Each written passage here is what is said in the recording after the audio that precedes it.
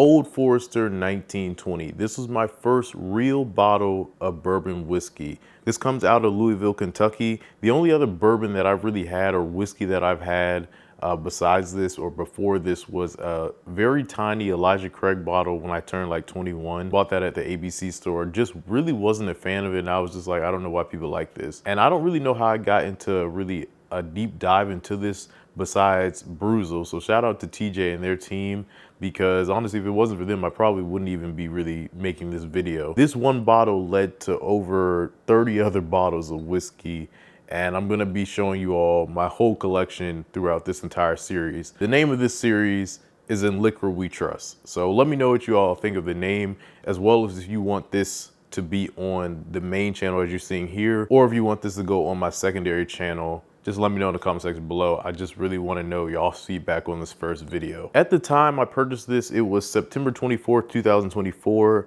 The bottle only cost like $45. It was on sale for like $45 after taxes. It was like, I think like 50 bucks, which is honestly a steal, because now 1920 has honestly become even more popular than what it already is. And I'm seeing this thing for like around 60 bucks usually. At least where I'm at, I'm in Virginia, so that's why prices are always gonna vary depending on location as well as state.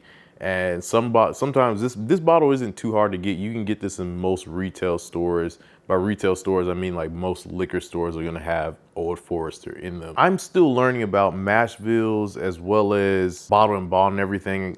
Shout out to Tony. He's the one who actually kind of explained this whole bottle and bond thing and all these different versions of bonded, barrel strength, and all these types of styles of whiskey and bourbon and how they're made. It definitely gets complicated, but I do love the science and everything behind it and how they came up with the rules. It's really interesting. Now it says during Prohibition, Old Forester was bottled as a medicinal whiskey at 117 West Main Street under Kentucky permit number 3. The typical barrel proof at that time prior to bottling was 115, and this is a 115 proof whiskey. Let me tell y'all, when I first drank this thing put me on my feet, man. One, it hits you with 2 burns. At least that's what I noticed when I first drank this.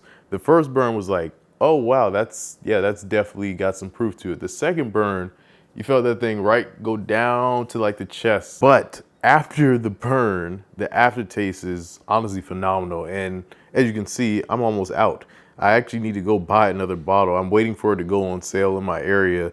It's around like 55 on sale, but I'm just like, can we get back to like that 45? I don't know if it's gonna happen or not. The flavors that I get out of this, at least when I first bought this bottle, immediately it was like this caramel butterscotch, like vanilla note.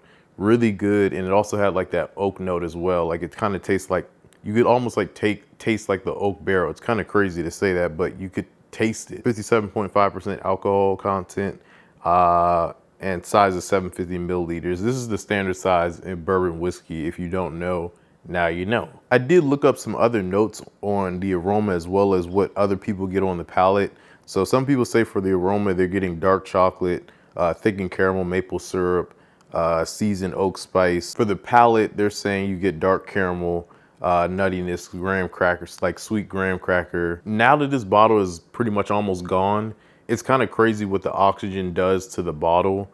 It's like it almost continues aging while you just have it sitting, which I really like about whiskey. It's like it still is aging even when it's in the bottle itself. And it's kind of wild because every time I come back to this, the flavor just gets more enhanced. The proof isn't there as much now as when I first opened it. The first initial pours of this were just, whew. Every person that I let try this in my house was just like, that is way too strong. But now, I'm telling you, I don't know what it is. Now, I have like no problem. Like, I don't know my proof, if I'm getting used to proof, which I think that might be also true because a lot of the bourbon that I have now is pretty much all 100 proof. There's a couple that I have that are like 92 to like 96 proof, which I don't mind that at all. Some days I don't want too much proof. Like the Larceny that I just bought is like a 92 proof and it is incredible. Let me go ahead and pour this thing up really quick. I got a Glencairn. Oh, did you hear that? I love a cork pop sound. When I first got this, it used to really make like a pop sound, but because there's not a lot left, it gives like a more deeper tone cork pop. This is still one of probably my favorite bottles of bourbon whiskey that I've honestly ever picked up. And it being my first bottle, I'm definitely gonna grab another one really soon, like I was talking about earlier. The people who want proof, it has the proof. And if you don't want this version, I think there's like a 1910 that's also like, I think like 96 proof, which is where a lot of people want their bourbon whiskey at. They don't want too much proof. The 1910 is another great contender. And I think there's another like single barrel, like 10-year that's also really popular. It's a little bit harder to get though. Just check that out really quick. I just wanted to give a close up. The colors on it are like this nice caramel, golden caramel color. Definitely has some legs on it for sure. You can see it every time that liquor goes right back down. It's like, okay. On the palate, like I said, you definitely get like a more caramel vanilla. It's definitely dwindled down now that I'm like towards the end of this. I probably should go ahead and finish it off, but I'm not gonna do that today. Like I said, I got other videos to make, but let's go ahead and give this thing a taste.